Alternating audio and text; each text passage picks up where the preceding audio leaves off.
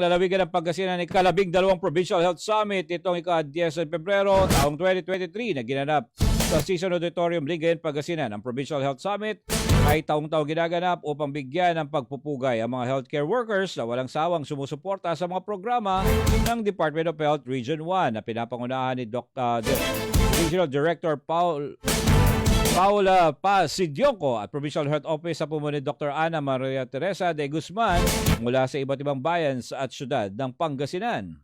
Sunshine News Blast! Of course, ito ay para magpugay sa ating mga health workers for their sacrifices na ginawa last year.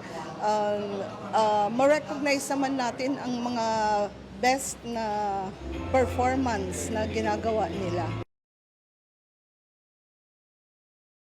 Ng San Jacinto bilang isa sa finalist ng Best LG Implementer in Nutrition.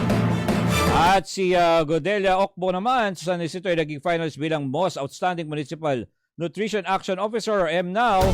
Kalugod na tinanggap ang pakilalang ito ng mga opisyal ng San Jacinto at mga representante mula sa Office of the Mayor na itinanghal din na finalist na si Miss Elizabeth P. Oligan ng Search for the Most Outstanding 2021 Barangay Nutrition Scholar of the Year.